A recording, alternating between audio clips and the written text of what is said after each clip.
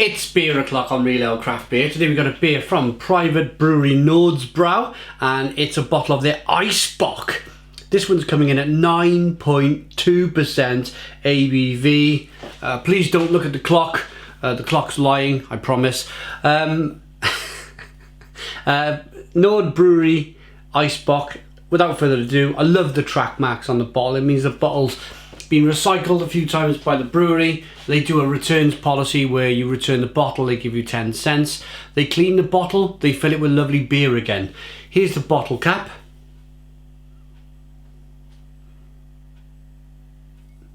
Oh, come on.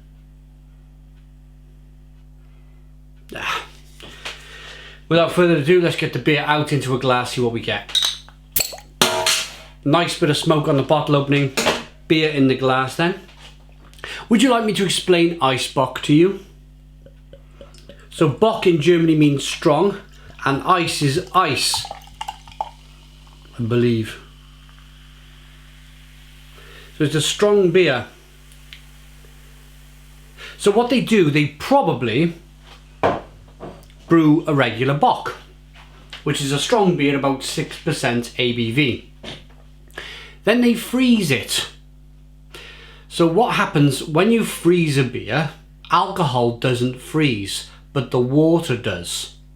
So the water freezes, the alcohol doesn't.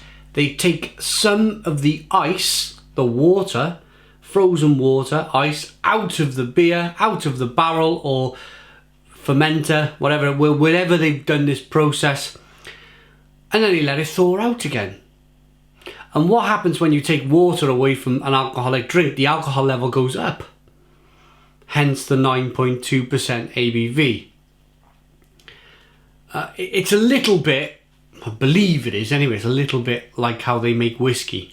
I don't know anything about whiskey, I'm going to be perfectly honest with you. So if I'm a million miles away from the mark here, then yeah, let me know. I think maybe with whiskey they may steam the water away. I don't know. I've got no idea how they make whiskey.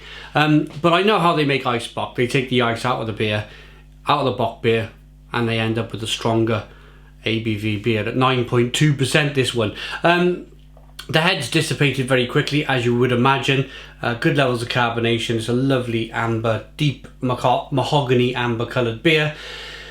The beer is available from beersofeurope.co.uk, the largest online beer store in the UK with a fabulous range of beer from all over the world. Check out the link in the description box for beersofeurope.co.uk. This is part of their 12 German beers of Christmas, so please check that out. Aroma. Oh, that just smells like heaven. If there is such a thing, it smells like heaven. Raisin, plums, figs. Big, deep, nutty, biscuity, malty aromas. Oh, lovely, lovely, lovely. I'm salivating. It's got me salivating. I'm going to be pairing it with Serious Pig crunchy Snackling cheese, oven baked Italian cheese with rosemary. Looks rather interesting, doesn't it? Oh, I was thinking then you've got to put them in the oven, but that's just the process on how they make them. I was thinking I'm not doing any cooking this time of day. It's too early. Let's dive in. Cheers.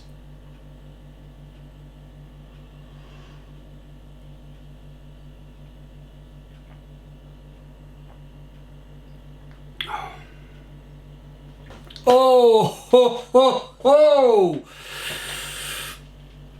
Oh, ho, ho, ho, ho. Stone the crows.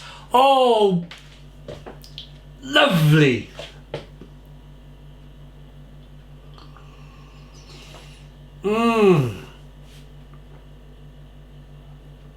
Oh, that is so rich. That is such a rich, malty, biscuity, bready, nutty brew. But then of course you've got that kind of the hops on the back end as well, the bitterness, the spiciness, the pepperiness. That is bliss. I haven't even talked about the mouthfeel yet. So the mouthfeel is this kind of like rich, creamy, dense mouthfeel. Oh,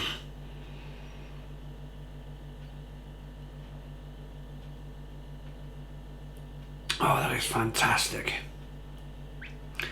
Absolutely fantastic.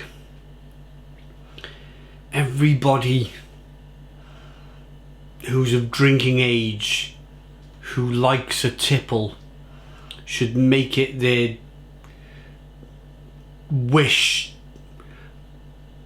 in their lifetime to get hold of this beer. This is just one of the best beers that I have ever reviewed on the channel.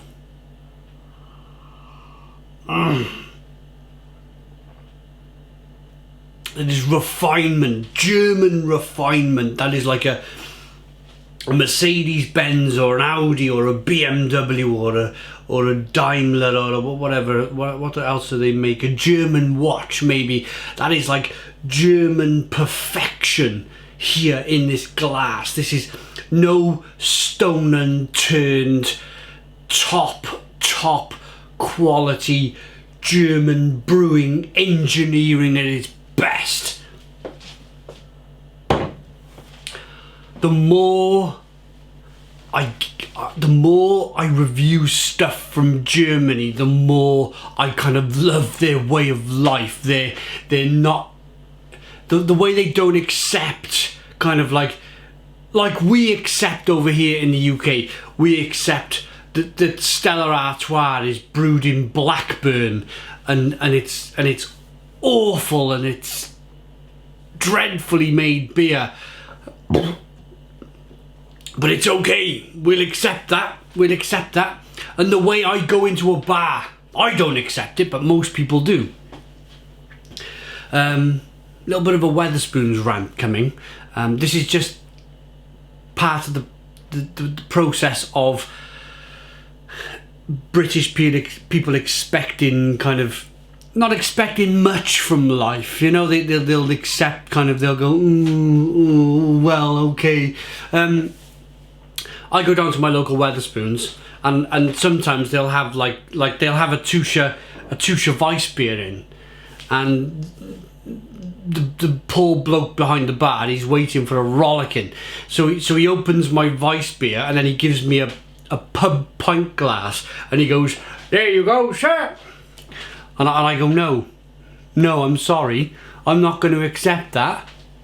I'm not going to accept your stupid pub pint glass with my lovely Weiss beer. I want a Weizen glass. What are you doing? Or it's not the poor bloke's fault behind the bar. It starts at the very top with Tim Martin.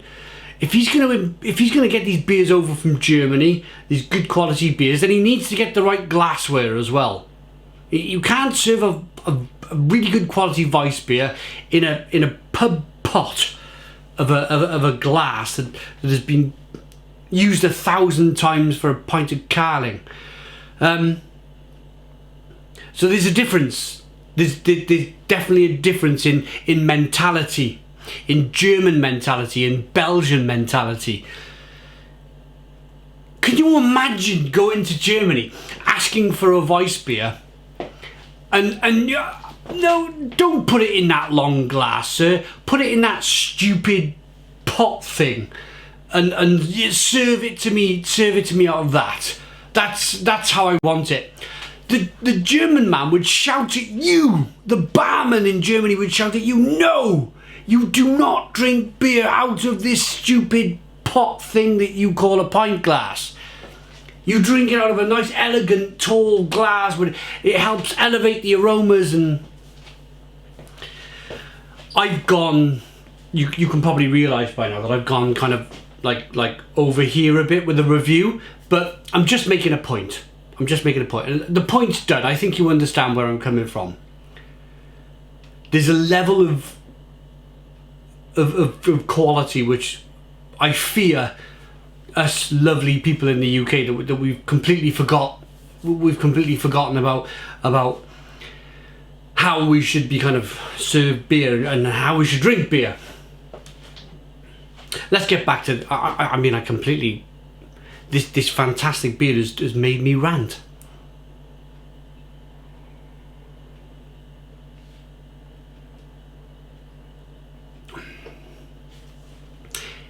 This is not a Weissenglas.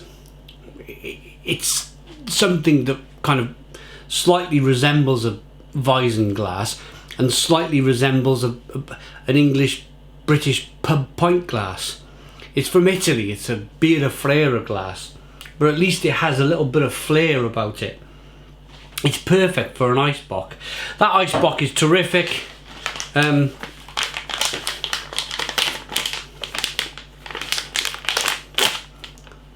Serious snackling, seriously pig snackling food. Cheesy bites with my Eisbock. Looks like there's some green bits in there, might be some clove or something, or coriander or something like that. Rosemary.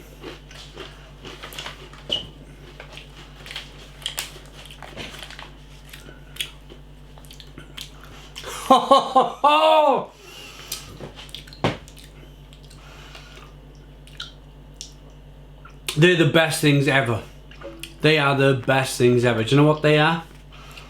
Do you know when you make cheese on toast and you toast on the top, you leave it under the grill, you think, I've got enough time to use the toilet, run upstairs, use the toilet, come back down, the cheese on the top is golden brown on its way to turning black. This is like what the craft food people would say, burnt ends. Cheese burnt ends. Oh.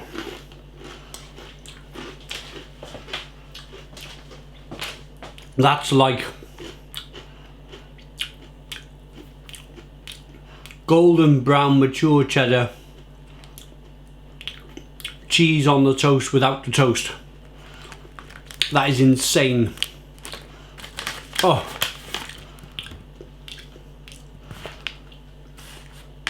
I'm gonna eat the whole bag. Oh. A whole virgin wheel of mature Italian Quadrocento cheese, crumbled and baked in a super special oven.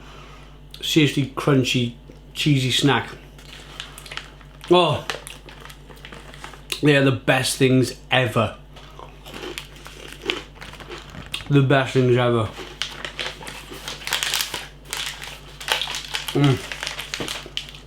Snackling cheese. If you're a lover of just pure flavour, you will love these. Love these. Okay, we've hit the end of the review.